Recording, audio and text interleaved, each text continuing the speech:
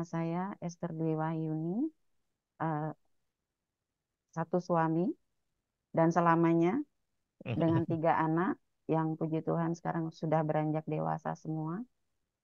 Kami tinggal di kota kecil Magelang yang dingin dan sejuk. Begitu, Iya, Pak Pendeta. iya. Puji Tuhan, luar biasa. Nah, di pagi hari ini kita mau mendengar nih kisah Ibu Dwi. Bagaimana awalnya Ibu sampai sakit kanker payudara dan bagaimana kondisi Ibu sampai saat ini. Silakan, Bu. Eh, Sedikit cerita, Pak Pendeta dan semua yang mendengarkan atau menyaksikan. Saya terdiagnosa kanker payudara itu bulan September 2014. Jadi kurang lebihnya sekarang sudah hampir 10 tahun nanti bulan Oktober dengan stadium 2B. Jadi puji Tuhan kata dokter itu masih awal, tetapi waktu terdiagnosa itu kalau dengar namanya cancer itu yang ada di pikiran saya kematian Pak Pendeta.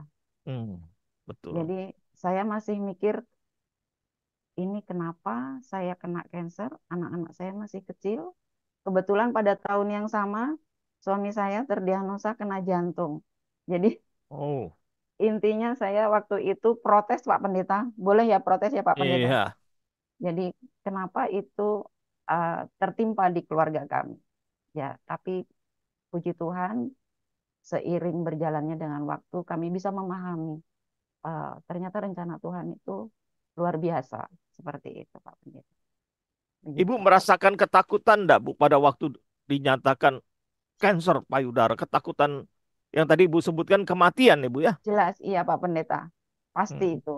Jadi Se- maksudnya kematian itu sangat dekat begitu. Jadi sangat dekat dengan saya terutama eh, Cancer karena tadi ya. ya karena cancer itu kan katanya kan silent killer gitu ya. Jadi Mm-mm. kita tidak tahu kapan nanti tahu-tahu nggak ada gitu kan. Kami belum persiapan mungkin untuk anak apa segala macam seperti itu. Karena Ini anak kami masih ditambah lagi, kecil-kecil. oh, ditambah lagi suami kena jantung juga ya. Iya betul Pak Pendeta. Jadi Ini anak-anak bagaimana pada waktu itu dengar mama sakit kanker payudara, papa jantung, bagaimana? waktu eh, bapaknya kena jantung itu kebetulan saya masih bisa menghandle. Jadi saya bilang hanya ayah itu sakit butuh istirahat begitu. Hmm. Tetapi ketika itu terkena ke saya, jadi saya mau menyembunyikan tapi tidak bisa. Jadi ketika apa mau saya sampaikan itu dengan berat hati itu jadi kondisi mama seperti ini. Jadi minta tolong nanti apa kerjasamanya anak-anak untuk belajar yang rajin itu sudah obat buat kami. Saya sampaikan seperti itu, Pak Pendeta. Iya, ini pengobatan apa yang ibu jalani ketika dinyatakan dokter sakit kanker Puji, payudara? oh ya, puji Tuhan sampai saat ini saya masih medis. Jadi kami tetap memutuskan untuk medis. eh, Intinya dengan pertolongan Tuhan, semua tidak ada yang tidak mungkin begitu. Jadi kami tetap percaya bahwa dengan medis kami bisa melewati itu. Seperti itu, Pak. Ah, setelah dokter nyatakan ibu kanker payudara stadium 2B tadi, Ya, apakah ibu menjalani kemo ataupun pengangkatan atau apa yang ibu jalani? ya, saya operasi 2 kali, Pak Pendeta, untuk mengambil apa tumor Sem itu. Hmm. Ya, yang pertama hanya benjolannya saja.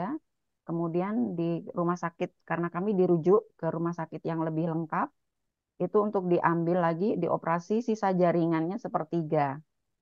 Ternyata hasilnya sama kalau itu memang sudah positif cancer gitu. Jadi eh, kami serahkan sama dokter, saya matur sama dokter, kami ikut standar pengobatannya seperti apa dok, seperti itu. Jadi waktu itu disampaikan bahwa ibu nanti tetap kemo dan nanti radiasi juga seperti itu Pak Bintang. Oh, Jadi kami jadi ibu ya selain ada pengangkatan tadi, menjalani kemo, ya berapa kali ibu kemo? Kalau untuk kemo dasar 6 kali, Bapak. Oh, 6 kali. Lalu Ya. penyinaran, Penyinaran 30 kali. oh lumayan ya, Ya. lumayan banyak 30 kali. Ya. Nah, puji Tuhan lagi tuh Pak Pendeta, setelah selesai kemo dasar itu kan ada evaluasi dari Iya. dokter. Jadi apakah dia ada penyebaran atau dia hilang atau bagaimana. Hmm. Ternyata setelah saya kemo dasar 6 kali itu malah ada suspek penyebaran di hepar. Oh. Iya, Mm-mm. jadi di hepar. Jadi eh, yang tadinya sudah senang dengan apa dengan kemo itu dengan harapan bisa bisa baik gitu ya, ternyata malah ada penyebaran. Itu saya sudah down lagi Pak Pendeta. Ya. Terus disampaikan oleh dokter, tidak apa-apa Ibu, pengobatan sekarang itu sudah lebih lebih bagus, lebih maju. Jadi ini kami rencanakan, jadwalkan untuk kemo lagi. Dah, Saya kan sudah ini stres Pak pantau. Bawa Pendeta, saja itu batu jangan makan. karena sudah kemo 6 kali, ini kok suruh kemo lagi gitu kan. Jadi Mm-mm. karena efek kemo yang kemo dasar itu yang menurut saya agak berat karena saya sempat sempat bed rest karena ada pendarahan Mm-mm. itu, tapi puji Tuhan itu baik ke arah yang lebih baik. Jadi disampaikan oleh dokter bahwa ibu nanti kemonya kemo oral, jadi kemo yang diminum. Oh ya. Ya, jadi dan itu 8 kali kemo yang Mm-mm. kami minum itu 8 kali dengan efek yang luar biasa juga. Oh, sempat apa, Ibu? Meriang atau apa Eh, yang dirasakan? Kalau dibilang nano-nano itu Bapak, nano-nano jadi kalau disuruh flashback itu tidak mau sebenarnya karena menurut saya, bagi saya ketika yang sudah saya alami itu cukup untuk menjadi pelajaran untuk saya, untuk pengalaman. Jadi supaya oh ternyata Tuhan itu memang menyertai saya sepanjang masa Hmm. seperti itu. Gitu. Iya, iya, iya. Ini Ibu juga mengalami rontok rambut waktu kemo? Iya jelas. Jadi setelah kemo pertama 1 minggu itu sudah jatuh-jatuh rambutnya. Hmm. Jadi kemudian sama suami saya dibersihkan begitu Hmm. rambutnya. Jadi saya gundul karena waktu 2014 2015 itu orang yang kena kanker gundul itu kan masih jarang Pak Pendeta. Hmm. Hmm. Jadi Hmm. istilahnya apa dalam hati juga ada rasa aduh gimana orang memandang memandang saya kok seperti Hmm. ini Hmm. gitu. Hmm. Tetapi saya yakin aja bahwa memang ini harus saya lewati. Dan untuk kepala saya pakai topi ataupun pakai rambut palsu, pakai wig begitu. Oh, iya, iya, iya. Ini satu masa pengobatan berapa tahun nih waktu itu, Bu? Waktu Ibu apa? Kemo dan penyinaran itu 6 kali kemo dan 30 kali penyinaran itu durasinya berapa lama itu? Setahun, Kurang 2 tahun, lebihnya 1,5 tahun. 1,5 tahun. Ya, Sampai kemudian baru dokter nyatakan oke. belum Pak Penita, belum Belum. selesai. Oh. Jadi di tengah-tengah itu karena eh, pencetus dari kanker saya itu kan dari hormon. Oh, iya, iya, iya. Jadi saya ditambah treatmentnya dengan harus suntik hormon untuk menekan Mm-mm. supaya hormonnya itu eh, tidak termasuki oleh sel sel kanker itu. Jadi saya mendapat suntik Toladex yang disuntik setiap bulan di area perut dengan jarum suntik yang besar. Mm-mm. Jadi itu saya alami kurang lebihnya 4 tahun. Jadi kurang lebih saya suntik itu ada 50 kali Pak Pendeta. Itu tiap bulan suntik sekali atau? Iya, 1 bulan sekali. Jadi Hmm, hampir selama 50 bulan. 50 bulan. Ya, Wah, kurang lebihnya seperti itu. empat Sampai saya tahun nggak bisa lebih ya. menghitung itu. Iya, Hmm. seperti itu. Wah, jadi ini satu jangka pengobatan yang tidak singkat ya. Betul, Hmm. betul. Oh, sampai mendekati masa COVID ya. Iya, Mendekati masa COVID baru beres yang 50 iya, kali itu ya, Bu ya. iya betul. Jadi sekitar tahun 2020 baru baru saya selesai untuk suntiknya itu, Pak Pendeta. Ya. Nah, lalu setelah itu dokter nyatakan bagaimana kondisi Ibu? Kalau dokter untuk bersih itu belum ke tahap itu, tetapi dipantau setiap 6 bulan. Jadi kami ada Oh, evaluasi setiap 6 bulan itu untuk melihat apakah dia stabil ataukah ada bibit-bibit penyebaran. Puji Tuhan sampai saat ini kondisinya baik. Jadi terakhir kemarin bulan kemarin kami evaluasi itu hasilnya baik, puji Tuhan. Baik. yang metas ke hepar tadi bagaimana? Bersih, sudah bersih. Sudah bersih ya, yang ke Ya, hepar sudah sudah bersih. bersih, jadi enggak masalah lagi dengan hepar ya Bu ya. Iya, tidak masalah. Tapi ini Mm. ada satu lagi Pak Pendeta.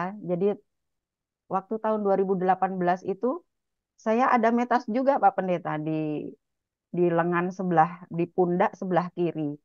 Oh, Ya, jadi saya merasa itu perjalanan yang luar biasa, perjalanan hidup saya yang luar biasa karena saat itu saya tidak bisa bergerak, jadi kaku seperti robot itu dengan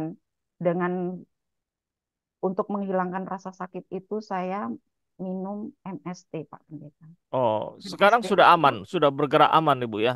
puji Tuhan sudah aman. Jadi Iya, dari tahun 2014 sampai terakhir itu 2020 baru agak agak lega gitu ceritanya seperti itu. Baru agak iya, lega. ini penyakit suka jalan-jalan ternyata. Ya, ternyata memang suka jalan-jalan itu dan itu tidak diharapkan karena dia tahu-tahu keluar begitu seperti Iya, itu. iya. Ini jadi satu apa? Satu masukan buat ini memang kita sudah berulang kali dengar kena sakit kanker payudara itu memang sudah cukup banyak kita kali dengar ya. Memang ini satu masalah yang boleh dibilang merajai sakitnya wanita ya. Ya, betul. Sakitnya wanita yang paling banyak setahu saya si kanker payudara yang paling banyak menyerang ini dan tergantung metasnya. Iya. Kalau tidak menyebar kemana-mana, is okay ya masih bisa ditangani. Tapi kalau metasnya kemana-mana, suka jalan-jalan ke sana ke sini, ini yang bikin ribet ini. Ya, tapi bersyukur dia kalau ibu kena metasnya ke hepar dan ke pundak itu sudah bisa tertangani. Ya kita tetap berdoa supaya penyakit itu diam, tidak kemana-mana. Amin. Kalau Amin. bisa keluar sudah bersih ya. Nah, Amin. eh, ini ini yang jadi problem ini metasnya ini memang. Amin. Ya, ada juga yang kelihatannya sudah aman-aman. Pernah saya dengar juga tahu-tahu muncul lagi. Wah, itu mengerikan. Tapi betul seperti yang Ibu katakan tadi, ada satu pemeriksaan yang rutin ya. Tiap Ibu tiap berapa? 6 bulan sekali atau Kalau untuk evaluasinya 6 bulan sekali, tapi evaluasi? sampai saat ini saya masih minum obat Oh iya. ya Mm-mm. untuk survive yang 10 tahun. Ya. Mm-mm. Ya. Nah, ini kembali tadi Bu. Eh, Ibu sebagai seorang yang percaya kepada Tuhan, begitu kena sakit, kenapa saya Tuhan? Selalu muncul pertanyaan seperti itu ya Bu ya. Iya, saya Mm. waktu itu protes, Pak Ah, Pendeta. Saya protes itu, maksudnya protes dalam hati saya begini, eh, kenapa itu bisa terjadi sama saya begitu. ah, Nah, ah. setelah itu saya konsul dengan dokter. Bagaimana dok? Ini padahal makan juga sudah istilahnya tidak pernah yang aneh-aneh gitu kan. Mm-mm. Kita dalam batas kewajaran atau apa begitu. Tapi eh, jawaban dari dokter itu yang sangat menguatkan saya juga dan ada teman yang menjadi mentor saya itu menyampaikan seperti ini, Ibu, kalau orang terdiagnosa kanker itu dia tidak melihat siapapun. Jadi dia mau miskin, mau kaya, mau punya jabatan, mau orang biasa, itu dia tidak melihat. Ketika itu sel itu ada ya ada saja begitu. Jadi itu Mm-mm. eh, sudah agak menguatkan gitu ya Pak Pendeta ya. Jadi Mm-mm. oh ternyata saya ini menjadi pilihannya Tuhan begitu. Dengan diberi anugerah yang luar biasa, harus mau berdamai dengan sel kanker yang ada di tubuh saya. Jadi saya belajar pelan-pelan untuk bisa menerima apa yang diberikan oleh Tuhan. Itu juga lama, Pak Pendeta. Kurang lebihnya saya belajar itu ada 1,5 tahun. Saya baru bisa istilahnya benar-benar menerima. Oh iya, kamu ada di dalam tubuh saya seperti itu. Iya. Memang mengatakan seperti yang Ayub katakan tidak mudah ya. Apakah kita mau terima yang baik saja dari Tuhan? Sedangkan yang tidak baik kita tidak mau terima. Kalau boleh saya ngomong lebih belak-belakannya seperti itu. Memang Hmm. tidak gampang untuk sampai pada posisi itu ya. Menerima kondisi diri yang sedang mengalami sakit. Apalagi cancer. Saya coba perhatikan Bu. eh ini kita ngobrol-ngobrol nih. Saya perhatikan orang gila Bu. Orang gila kadang-kala makanan ambil dari sampah. Dia makan, dia nggak diare loh. Iya betul. Kalau kita yang jaga-jaga kebersihan meleset sedikit, sudah diare, sudah apa, ya. Saya berpikir luar biasa ya, Tuhan kasih kekebalan ekstra sama orang orang gila ya. Coba bayangkan kalau orang gila makan dari sampah dan lain sebagainya langsung diare dan lain sebagainya, dia dibawa ke rumah sakit kan dokter juga bingung menghadapi orang gila kan Bu ya. Jadi memang saya nggak habis pikir Tuhan tuh luar biasa memberikan yang ekstra kepada orang-orang khusus ini, begitu. Ini saya cuma kadang-kadang melihat, wah luar biasanya Tuhan. Kita yang jaga-jaga diri, jaga-jaga makanan, betul-betul dijaga. Meleset sedikit, langsung deh. Sakit ini, sakit itu. Kemarin saya di Malaka, eh, satu uncle di sana mengatakan begini, orang miskin tidak boleh sakit ya. Tadi orang miskin tidak boleh sakit. Ya saya bilang yang boleh sakit memang orang kaya saja. Saya bilang begitu. Karena biayanya sangat mahal Bu berobat. Ya. Iya betul. Jadi orang miskin nggak boleh sakit, orang kaya ya yang boleh sakit maksud saya. Karena mereka punya uang untuk biaya. Kalau kita eh, berobat hanya bisa BPJS di Indonesia. Kalau dibawa keluar kan BPJS nggak berlaku di luar ya. Jadi kita harus tanggung sendiri. Ya kemarin ngobrol sama rekan dari Malaysia dia bilang seperti itu. Jadi memang tidak mudah yang ibu jalani, tapi bersyukur kalau ibu boleh ada sampai hari ini adalah anugerah Tuhan. Ya. Hmm. Yang kedua, mujizat Tuhan, Bu, ibu masih tumbuh rambutnya. Ya. Kita kadangkala berpikir, kan tumbuh rambut kan wajar. Tapi ada yang kena kemo nggak bisa tumbuh rambut. Berarti kalau kita menjalani kemo dan rambut masih tumbuh, itu anugerah Tuhan. Ya, banyak berkat Tuhan kita anggap sepele. Padahal berkat Tuhan itu luar biasa. Ibu kena metas ke pundak, pundak bisa kembali digerakkan. Itu pertolongan Tuhan yang luar biasa. Nah, kalau ibu boleh melihat waktu ibu belum sakit sampai saat ini ya Bu ya. Ibu makin dekat dengan Tuhan atau makin jauh dengan Tuhan Bu? Puji Tuhan makin dekat Pak Pendeta. Jadi Makin. ada pelajaran hidup yang belum tentu semua orang bisa mendapat. Amin. Ya. Betul. Jadi ada satu fase di mana ini saya bercerita mengatakan pada Pak Pendeta bahwa pada saat itu saya pernah mengalami apa kondisi ekonomi yang agak sulit. Biarpun kami sama-sama bekerja, tapi seperti yang disampaikan Pak Pendeta itu tadi, kalau katanya orang miskin itu jangan sampai sakit gitu Pak Pendeta, maaf. Jadi betul-betul pengeluaran kami itu kan bertambah Pak Pendeta semenjak eh, saya pribadi terdiagnosa kanker itu karena saya harus bolak-balik Magelang, Betul. Jogja, Magelang, Jogja, dan itu butuh biaya transport dan makan. Jadi ada suatu fase ketika itu saya jatahnya harus ketemu dengan dokter. Jadi pada saat itu Pak Pendeta tahun 2015 betul kami obat di cover oleh BPJS, tetapi untuk dokternya kami masih bayar.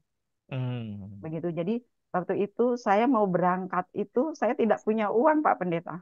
Hmm. Hmm. Saat itu Iya. saya mau berangkat saya tidak punya uang, jadi hanya punya ada uang tetapi untuk transport saja. Untuk dokter itu belum ada. Hmm. Dari semalam itu saya hanya berdoa sama Tuhan. Hmm. Tuhan, saya nggak tahu mukjizat apa yang besok akan terjadi begitu ya. Iya. Ternyata ketika saya mau berangkat, itu berkat dari Tuhan itu memang luar biasa dan memang cukup untuk hari itu. Jadi Amin. saya Amin. istilahnya mendapat apa? sangu gitu, Pak Pendeta, Oh, dapat iya, iya. bekal gitu ya dari seorang teman. Heeh, Karena waktu itu saya hanya bilang, karena kami bekerja, jadi saya hanya bilang, izin nanti saya mau kontrol gitu. Terus mhm, ketika saya mau berangkat, dia bilang, dia telepon saya, Mbak bisa ke sini katanya gitu. Eh, mhm, saya kan bertanya-tanya ada apa gitu kan. Oh, oh iya nanti saya ke sana gitu. Nah ternyata mhm, beliau memberi memberi apa hanya menyampaikan begini, ini nanti buat jajan katanya begitu. Saya mhm, nggak mikir isinya itu berapa Pak Pendeta, mhm, tetapi ketika saya buka itu, saya menyampaikan begini, puji Tuhan ternyata Tuhan itu luar biasa. Luar biasa bekerja di saat yang tepat pada waktu iya. yang tepat seperti itu. Jadi itu satu fase di mana saya merasa bahwa saya tidak pernah ditinggalkan oleh Tuhan. Amin. Betul. Ya, puji Seperti Tuhan. itu. Tuhan cukupkan, Tuhan sediakan dengan dahsyat dan luar biasa. Kita Amin. percaya kita punya Tuhan yang hadir bersama dengan kita. Kan Immanuel ya, Tuhan beserta kita. Berarti Tuhan tahu berapa uang yang ibu pegang, apa yang ibu butuhkan, ya, termasuk semua pendengar radio Suara Gracia dimanapun kau berada. Ketika engkau berobat, Tuhan tahu apa yang menjadi kebutuhanmu. Engkau tidak punya uang sekalipun, Tuhan tahu. Karena Immanuel tadi, Tuhan beserta kita, Tuhan bersama kita. Ya, kalau dia bersama kita, dia tahu jerit hati kita, dia tahu tetes air mata kita. Ya, jadi bersyukur. Wah, Ibu, pertolongan Tuhan luar biasa tepat pada waktunya ya. Iya, Ah, betul. Nah, kalau boleh saya tanya Ibu, ayat firman Tuhan yang meneguhkan Ibu, Boleh Pak Pendeta dari Efesus 3 ayat 20. boleh silakan dibacakan. Tuhan berkata, Aku akan memberimu lebih daripada yang engkau minta. Amin. Wah, jadi Ibu nggak minta uang, Tuhan kasih uang ya Bu ya. Ini Ya, lebih, ini luar biasa. Ya, Ibu nggak minta, Tuhan tahu kebutuhan Ibu. Dan semua pendengar kita dimanapun berada, Tuhan tahu kebutuhanmu. Ini luar biasa. Ah, ada pujian yang memberkati Ibu? saya suka dari lagunya dari Angel Peter yang Engkaulah Andalanku. Tapi saya nggak bisa nyanyi Pak Pendeta. Oh, iya. Minimal kita tahu bahwa memang Tuhan yang jadi andalan kita. Betul. Dimanapun kita berada, apapun kondisi kita, Tuhan tetap yang menjadi andalan kita. Ya, Ya, ya, puji Tuhan. Tuhan. Ya, terima kasih Bu Esther yang sudah menyaksikan. Memang kita betul manusiawi sekali. Kita kalau kena sakit pasti kita tanya, Tuhan kenapa saya yang kena Tuhan? Wajar. Tapi saya boleh melihat tadi bagaimana Ibu Esther kembali bangkit, ya, kembali dekat dengan Tuhan, percaya kepada Tuhan dan mengalami pertolongan Tuhan yang luar biasa. Sampai hal yang terkecil, biaya pun Tuhan siapkan ya, Tuhan Iya, betul. sediakan. Amin. Rambut Tuhan tumbuhkan, ya, dan banyak pertolongan Tuhan lain yang metas kemana-mana sudah dibereskan. Wah, itu anugerah Tuhan. Ya, kita percaya Tuhan menyembuhkan ibu secara sempurna. Mazmur 37 ayat yang kelima. Di sana dikatakan, serahkanlah hidupmu kepada Tuhan dan percayalah kepadanya dan ia akan bertindak. Serahkanlah hidupmu kepada Tuhan dan percayalah kepadanya dan ia akan bertindak. Keluarga Gracia yang saya kasih di dalam Tuhan, ayat ini sangat luar biasa. Kenapa saya mengatakan luar biasa? Karena di sini kita melihat satu perkara yang sangat penting. Bagaimana kita harus menyerahkan diri sepenuhnya kepada Tuhan. Saudara, kita seringkali menghadapi masa-masa sulit dalam kehidupan. Mungkin itu masalah kesehatan, masalah keuangan, relasi, dan pergumulan lainnya. Di dalam situasi-situasi sulit seperti itu kita sering kali bertanya, apa yang harus saya lakukan? Di mana saya dapat mencari pertolongan? Mazmur 37 ayat yang 5 memberikan jawaban yang luar biasa. Serahkanlah hidupmu kepada Tuhan dan percayalah kepadanya dan ia akan bertindak. Saudara, firman Tuhan ini mengajarkan kepada kita pentingnya penyerahan diri sepenuhnya kepada Tuhan. Ini akan menjadi perenungan kita, penyerahan diri sepenuhnya kepada Tuhan. Saudara, apa artinya penyerahan diri sepenuhnya kepada Tuhan? Mazmur 37 ayat yang kelima, di sini kita belajar kalau kita diperintahkan menyerahkan hidup kita kepada Tuhan. Kata serahkanlah, menarik saudara. Itu artinya menggelindingkan atau menggulingkan sesuatu kepada pihak lain. Ya, kalau saya menggelindingkan atau menggulingkan sebuah bola kepada orang lain, ya, berarti saya tidak pegang lagi bola itu. Saya sudah menggelindingkan kepada pihak lain. Saudara, di sini maksudnya adalah kita dipanggil untuk menyerahkan segala beban, masalah, dan kekhawatiran kita kepada Tuhan sepenuhnya. Penyerahan diri yang dimaksud di sini bukanlah berarti kita menyerah dalam arti pasrah tanpa harapan, melainkan melepaskan kendali dari tangan kita dan mempercayakan seluruh hidup kita kepada Tuhan yang berkuasa atas hidup kita. Saudara, kalau kita naik pesawat atau naik mobil, ya, atau naik kapal laut, kita menyerahkan diri kita kepada pilot, kepada sopir, kepada nakoda kapal yang akan membawa kita kepada tujuan. Saudara bisa bayangkan kalau saya naik pesawat misalkan dari Malaysia, dari Kuala Lumpur ke Jakarta. Saya meragukan pilotnya. Lalu saya kemudian ke ruang pilot, saya ganggu-ganggu tuh pilot. Salah belok, belok sini, belok situ. Kita nggak akan sampai, saudara. Makin tidak beres. Kalau saya menyerahkan sepenuhnya kepada dia, saya membiarkan dia mengendalikan sepenuhnya. Bukan kita lagi. Ini yang dimaksud di sini, saudara. Jadi mempercayakan seluruh hidup kita kepada Tuhan yang berkuasa. Yang kedua yang kita pelajari di sini adalah percaya kepada Tuhan adalah dasar penyerahan diri. Mazmur 37 ayat yang kelima mengatakan pentingnya percaya kepada Tuhan. Percaya di sini dalam bahasa Ibraninya berarti percaya dengan sepenuh hati atau bergantung sepenuhnya. Penyerahan diri tanpa iman adalah mustahil, saudara. Penyerahan diri kepada Tuhan hanya bisa terjadi jika kita mempercayai bahwa Tuhan berkuasa, setia dan mengasihi kita. Kalau boleh saya katakan percaya kepada Tuhan berarti kita yakin bahwa Tuhan tahu apa yang terbaik bagi kita. Tuhan mampu menolong kita dalam segala situasi. Tuhan tidak meninggalkan atau membiarkan kita. Ketika kita percaya bahwa Tuhan selalu hadir dan aktif bekerja dalam kehidupan kita, kita dapat dengan tenang menyerahkan segala kekhawatiran kita kepada Tuhan. Dia akan memimpin hidup kita. Yang ketiga yang kita pelajari adalah janji Tuhan di sini. Dia akan bertindak. Mazmur 37 ayat yang kelima mengatakan, ia akan bertindak. Tuhan tidak hanya meminta kita menyerahkan hidup kita kepadanya, tetapi juga berjanji bahwa dia akan bertindak atas hidup kita. Yang menarik di sini adalah kata bertindak. Ya, dalam bahasa aslinya artinya melakukan atau mengerjakan sesuatu. Ini berarti bahwa Tuhan aktif bekerja dalam setiap situasi yang kita hadapi.